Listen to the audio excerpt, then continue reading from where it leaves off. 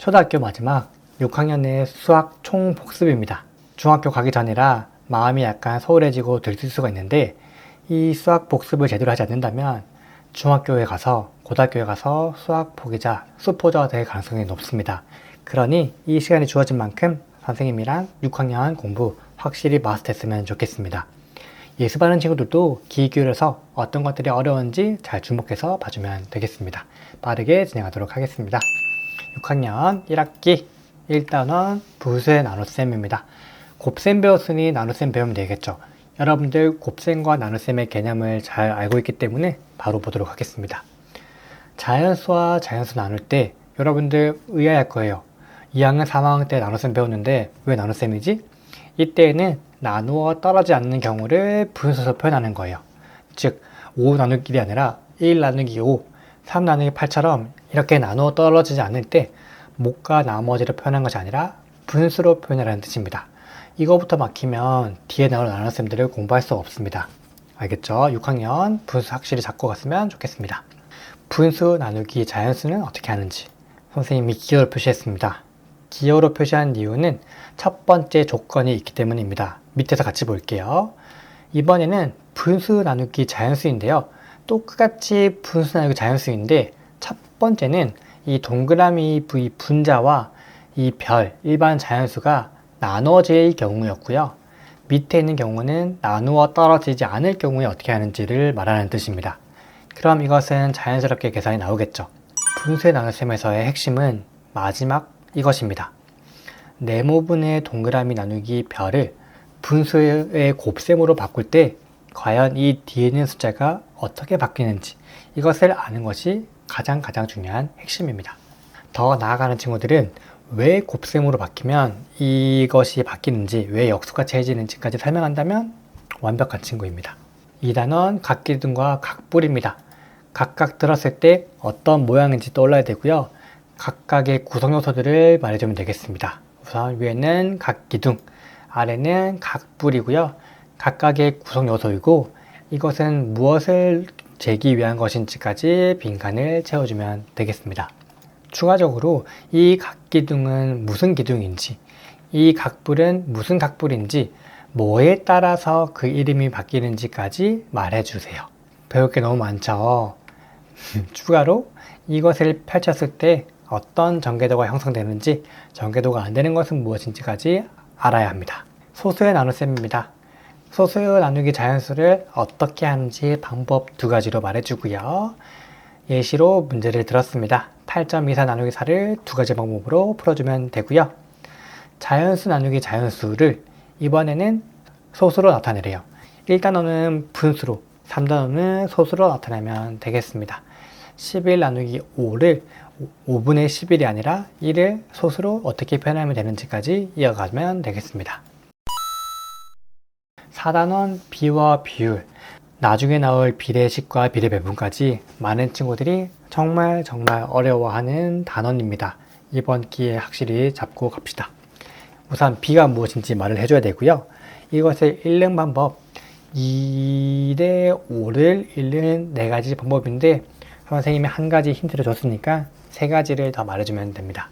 왜냐하면 이 뭐뭐의 대안이 앞에 있는지 뒤에 있는지에 따라서 이 비랑 비율이랑 백분율 자체가 달라지는 것이거든요.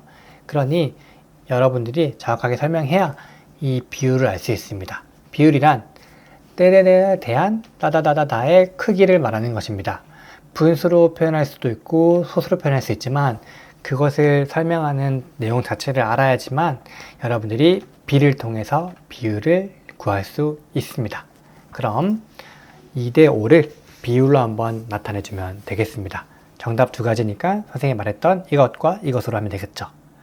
그럼 이 비율이 또다시 진화를 합니다. 무엇인지 볼게요.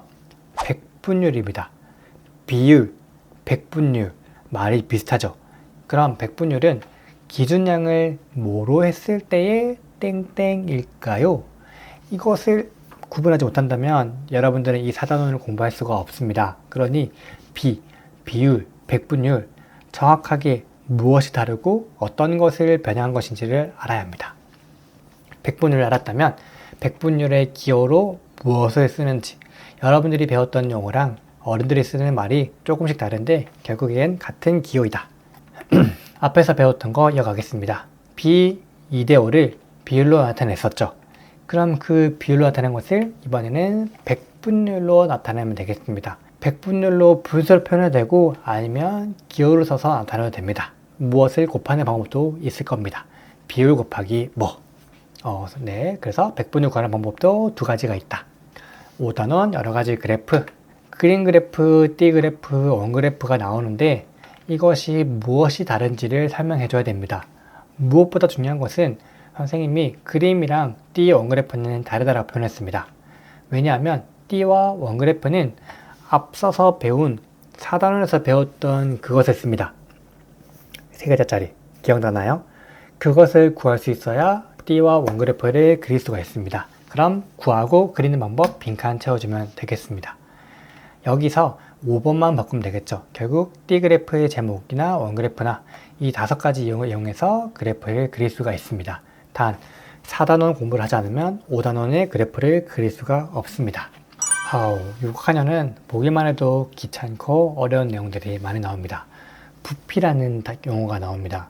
부피라는 개념이 나오고 부피를 직접 구해야 됩니다. 여러분들이 지금까지는 이렇게만 곱했다면 이제 뭐가 추가가 되는 것입니다. 부피 구하는 식을 한번 말해주고요. 왜 그렇게 되는지도 당연히 알아야겠죠. 뭐 곱하기 뭐 곱하기 뭐. 아마 이것을 자연스럽게 암기하는 친구들이 있는데 원리까지 알면 좋겠죠. 이어서 센티미터에서 세제곱미터로 넘어갑니다. 그럼 1세제곱미터는 몇 세제곱센티미터인지 직접 계산해 봐야겠죠. 이거 진짜 헷갈리는 친구들이 많습니다. 미터랑 센티미터를 구분하는데 세제곱인 만큼 어떻게 해줘야 되는지도 잘 머릿속으로 계산해 주세요. 문제도 하나 풀어보겠습니다. 4m, 2.5m, 5m 모르면 이 세 가지 다 싹 이렇게 해보면 되겠죠. 단 여러분들이 헷갈려하는 것은 미터인지 센티미터인지 그 부분만 잘해주면 되겠습니다. 부피 순위 건널비입니다. 부피와 건널비도 헷갈려서는 안 됩니다. 정육면체의 건널비 구하는 방법인데 우선 전개도를 보여줄게요. 어떻게 하면 될지 여러분들이 생각하면 됩니다. 정육면체인 만큼 건널비를 구할 때에는 방법이 다양하게 있을 겁니다. 이것이 길이가 짧죠. 선생님이 힌트를 준 겁니다. 그러니 결국 하나를 구한 다음에 똑같은 6개니까 어떻게 구하면 되겠다가 떠올라야 됩니다. 그런데 정육면체가 있는 것이 아니죠. 직육면체도 있죠. 직육면체 구하는 방법은 총 3가지가 있습니다. 마찬가지로 이렇게 번호를 붙여서 계산해도 되고 그리고 똑같은 것끼리 색칠해서 하는 친구도 있을 거예요. 아니면 가장 단순하지만 귀찮은 방법 6가지를 다 하는 것도 있습니다. 그러니 여러분들이 이 3가지 방법으로 다 건널비를 구해서 3가지가 동일하다면 정답이 될 수 있겠죠. 추가로 여러분들 수학 시간에 뭔가 색칠했던 거 기억날 거예요. 그를 통해서 각각 몇 센티미터인지 구해주면 되겠습니다. 그것이 결국 전개도가 되는 조건이 되겠죠. 길이가 맞지 않다면 전개도는 완성되지가 않습니다. 이렇게 1학기 마무리했습니다. 좋아요 눌러주시면 선생님에게 정말 큰 힘이 됩니다. 2학기 가도록 하겠습니다. 점점 끝을 향해 가고 있습니다. 분수의 나눗셈 배웠으니 질문만 하고 넘어가겠습니다. 분모가 같은 분수 나누기 분수 어떻게 하는지 직접 계산해보면 되겠죠. 빠르게 나와야 됩니다. 이번에는 분모가 다른 분수 나누기 분수입니다. 6이고 7이죠. 그럼 어떻게 하면 되는지 방법은 여러 가지가 있을 겁니다. 나에게 가장 적합한 방법으로 문제를 풀어주면 됩니다. 딱딱딱딱 떠올라야 됩니다. 만약에 떠오르지 않는다면 5학년과 1학기 공부를 다시 하고 와주길 바랍니다. 자연수 나누기 분수는 어떻게 하면 되는지 기호를 통해서 해결해주면 되겠고요. 기호를 풀었다면 이것도 쉽게 계산할 수 있을 겁니다. 왜냐하면 우리가 1학기 때 나누기 분수를 무엇이라고 배웠죠? 그쵸? 나누기 분수를 곱하기로 바꾸는 방법을 배웠죠. 그럼 1학기 때 배웠던 것을 2학기 때 그대로 적용하면 됩니다. 6분의 곱하기 5분의 4를 하면 아마 쉽게 또 뭔가 방법이 떠오를 겁니다. 소수의 나눗셈입니다. 소수 나누기 소수 어떻게 하면 되는지 직접 계산하고요. 일부러 어렵게 자릿수가 다른 걸로 했습니다. 자연수 나누기 소수도 하면 됩니다.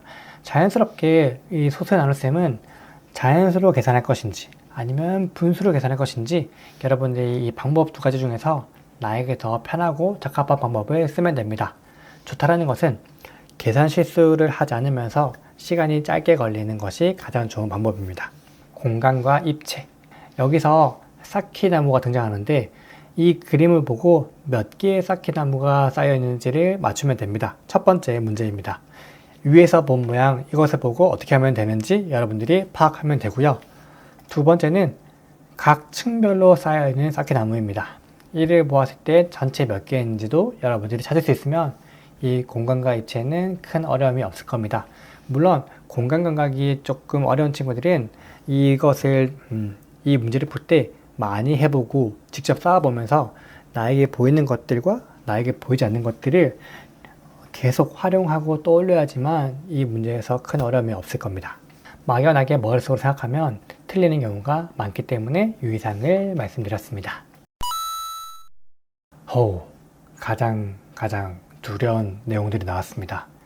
선생님이 1학기에 비와 비유를 할 때 결국 2학기 때 나오는 비례식과 비례배분을 많이 어려워한다.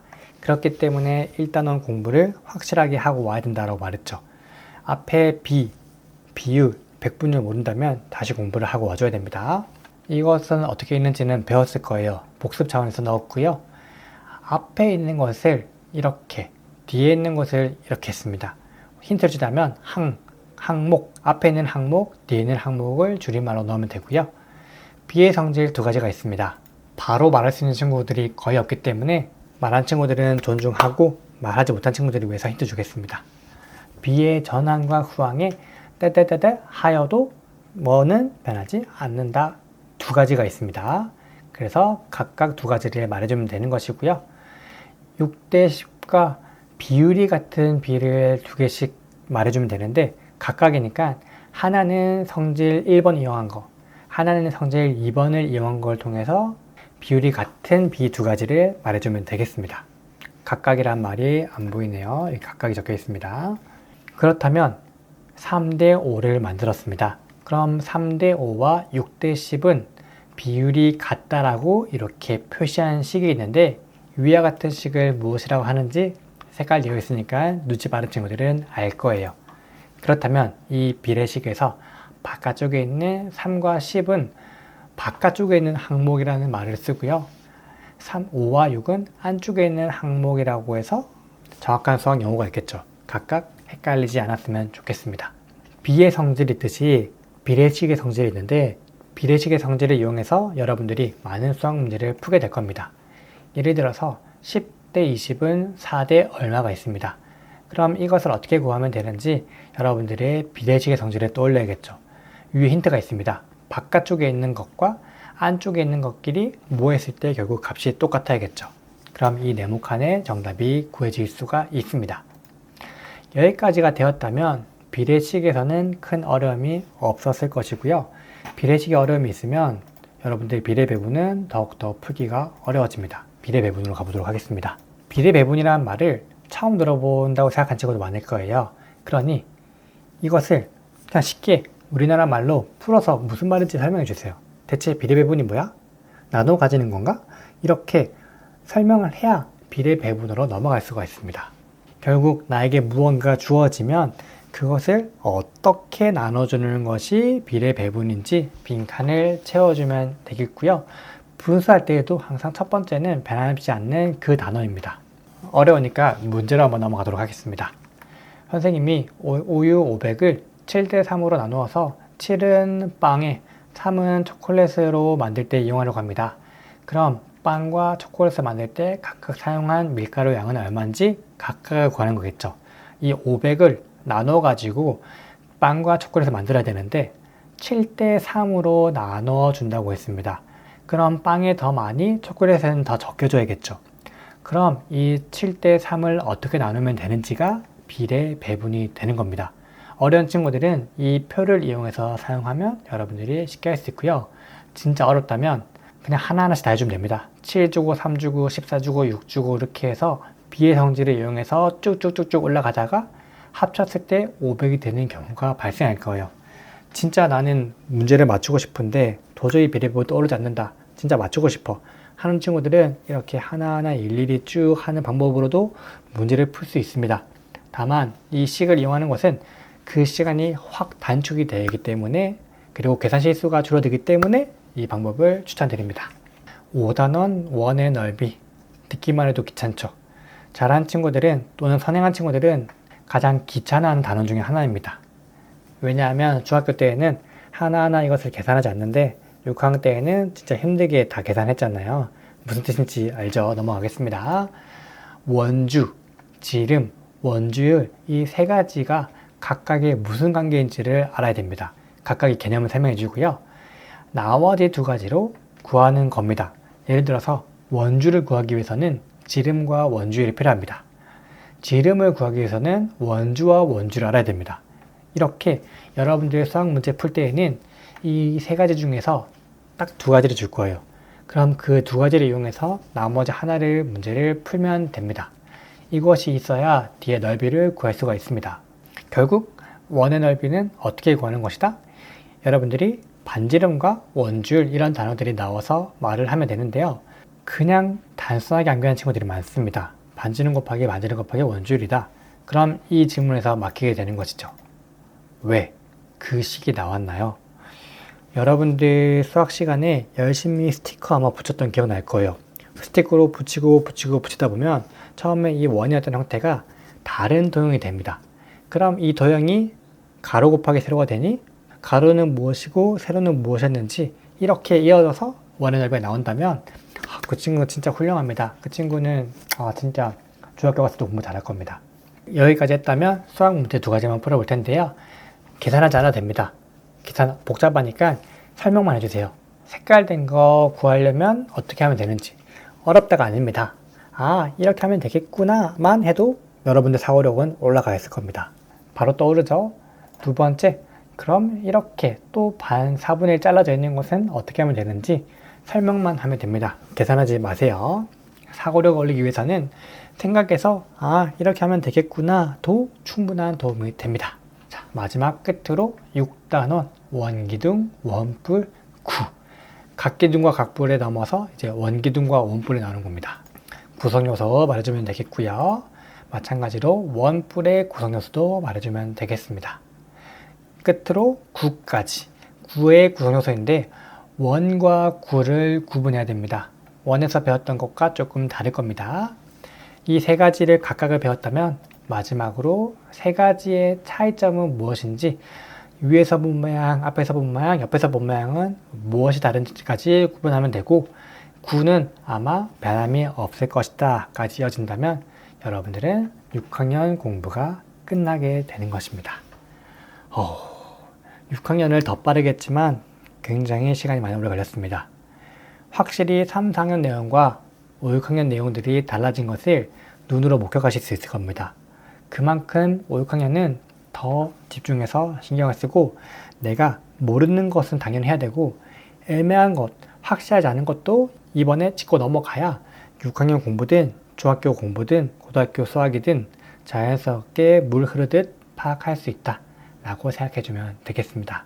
여기까지 오느라 정말 고생 많았고 예습반 친구들도 6학년 공부할 때 선생님이 말했던 개념들을 정확하게 기억하고 담임선생님과 공부하기를 바라겠습니다.